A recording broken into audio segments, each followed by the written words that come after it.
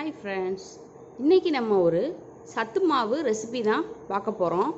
அதாவது இந்த சத்து மாவு வந்து எஸ்பெஷலி வந்து யாருக்குன்னா போன் ஹெல்த் வந்து கொஞ்சம் கம்மியாக இருக்கும், வந்து நல்லா சாப்பிட்லாம். குழந்தைங்கள்லேருந்து பெரியவங்க வரைக்கும் சாப்பிட்லாம். மூட்டு தேய்மானம், இந்த மாதிரி எலும்பு வலி எது இருந்தாலும் நம்ம இந்த மாதிரி வந்து சாப்பிட்லாம். அதுக்கு ஃபஸ்ட்டு வந்து நமக்கு தேவையானது வந்து உளுந்து, கருப்பு உளுந்து அரை கிலோ வந்து 3/4 கிலோ வரைக்கும் நீங்கள் யூஸ் பண்ணிக்கலாம். கம்பு வந்து 1/4 கிலோ. இது வந்து நமக்கு தெரிஞ்சது தான். ராகி, கேப்பன்னு சொல்லுவோம், இது வந்து ஒரு 1/4 கிலோ. எல்லாமே வந்து ஈக்குவலாக எடுத்துருக்கோம். மஞ்சச்சோளம், பாசிப்பயறு பச்சையாக அந்த மாதிரி கவரிங்கோடு இருக்கணும், இது ஒரு 1/4 கிலோ. அடுத்து இது பார்த்தோம்னா வந்து வெள்ளைச்சோளம், இதுக்கு பேர் வந்து வெள்ளைச்சோளம். அடுத்து வந்து இது திணை அரிசி, இது ஒரு 1/4 கிலோ. இது வந்து 6மே வந்து 1/4 கிலோ எடுத்துக்கணும். இது பார்த்திங்கன்னா வந்து நம்மளோட கவுனி அரிசி. இதுவும் வந்து நமக்கு வந்து ரொம்ப வந்து குளூட்டன் வந்து ரொம்ப கம்மிங்கிறதுனால பெரியவங்க வரைக்கும் இந்த அரிசி யூஸ் பண்ணால் வந்து நம்ம சாப்பிட்லாம். அதுக்காக நான் இதை எடுத்திருக்கேன். நீங்கள் வந்து மாப்பிள்ளை சம்பா கிடைச்சாலும் அதுவும் எடுத்துக்கோங்க. பாரம்பரிய அரிசி எது கிடைச்சாலும் ஒரு 1/4 கிலோ எடுத்துக்கோங்க. கவுனி அரிசினா வந்து பெஸ்ட்டு, நல்ல ஆன்டிபயோட்டிக் இருக்கிற ஒன்று. இது எல்லாத்தையும் வந்து நம்ம என்ன பண்ண போகிறோம்னா, இப்போ லைட்டாக வந்து ட்ரை ரோஸ்ட் பண்ணி அரைக்க போகிறோம்.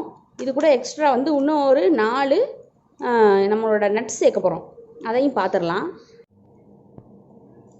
ஃபஸ்ட் நம்ம உளுந்தை வந்து கடாயில் போட்டு ட்ரை ரோஸ்ட் பண்ணிடலாம்.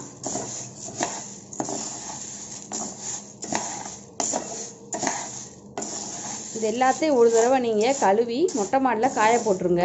நல்லா வெயிலில் காஞ்சதுக்கப்புறம் கூட நீங்கள் வறுத்துக்கலாம்.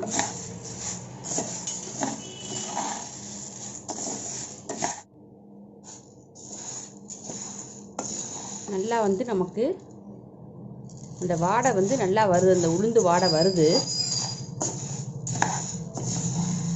அதாவது லோ சிம்மில் வச்சு வருங்க, போதும். கருகாமல் வறுத்துடணும், அவ்வளோதான். இதை நம்ம எடுத்து வச்சுக்கலாம்.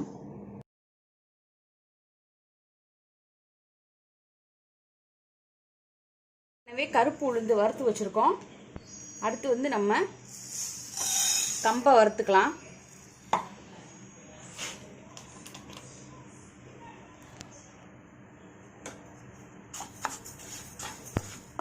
நல்லா வந்து முருகி வாடை வர்ற வரைக்கும் நல்லா வந்து வறுக்கணும். பாசிப்பயிறு, இதையும் நம்ம வறுத்துக்கலாம். கருகிராமல் அப்பப்போ வந்து கிண்டி விட்டுக்கிட்டே இருக்கணும், கிளறி விட்டுக்கிட்டே இருக்கணும். நமக்கு நல்லா வந்து வறுபட்டு வரணும். இந்த மாதிரி நமக்கு பச்சை கலர் ஃபுல்லாக வந்து ப்ரௌன் கலர் மாதிரி ஆயிரும், உங்களுக்கு பார்த்தா தெரியும். இந்த மாதிரி ஆன பிறகு நம்ம ஆஃப் பண்ணி லைட்டாக ஆற வச்சிடணும். அதுக்கப்புறம் ஸ்டோர் பண்ணி வச்சுக்கோங்க. நம்மளோட கம்பு வந்து நல்லா வந்து உங்களுக்கு தெரியும், நல்லா ரோஸ்ட் ஆயிடுச்சு. இதோடு நம்ம ஸ்டாப் பண்ணிவிட்டு ஆற வச்சிடலாம். இதுக்கு மேலே விட்டிங்கன்னா கருகிரும். இதையும் எடுத்து ஆற வச்சுக்கோங்க.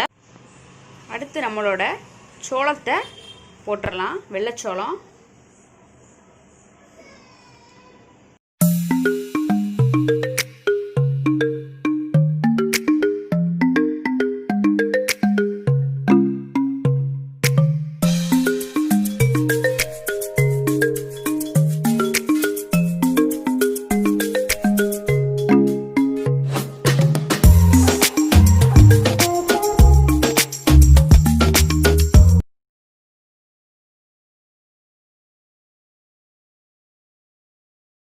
இப்போ நம்ம சோளம் அது ஒரு 1/4 கிலோ வறுத்துக்கலாம்.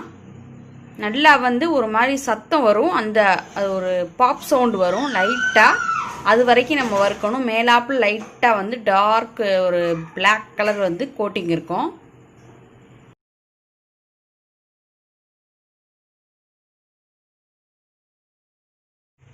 நெக்ஸ்ட் வந்து நம்மளோட திணை, இதை நம்ம ஒரு 1/4 கிலோ வறுத்துக்கலாம். இப்போ நம்ம கவுனி அரிசியை வறுத்துக்கலாம். 1/4 கிலோ, ஒரு 50 கிராம் வந்து நீங்கள் எந்த பச்சை அரிசி வேணாலும் சேர்த்துக்கலாம். நான் வந்து துளசி பச்சை அரிசி சேர்த்துருக்கேன். இது வந்து நிறையா ஹெல்த் பெனிஃபிட்ஸ் இருக்குது. ரொம்ப வந்து குளூட்டன் வந்து ரொம்ப இதில் ஃப்ரீ. அது மாதிரி இது நல்ல ஒரு பாரம்பரிய அரிசி. இது வந்து திக்னஸ்க்காக தான் நம்ம சேர்க்குறோம். இதையும் நல்லா நல்லா வந்து பொரியரிசி மாதிரி வறுத்து. இப்போ நம்ம வந்து 10 கிராம் பாதாம், 10 கிராம் முந்திரி, 4 ஏலக்காய் சேர்த்துருக்கோம். இதை வந்து லைட்டாக நம்மளோடது வறுத்தாச்சு. இந்த மாதிரி லைட்டாக வந்து கருப்பு கலர் தெரியுது பார்த்தீங்களா, இப்படி தான் இருக்கணும்.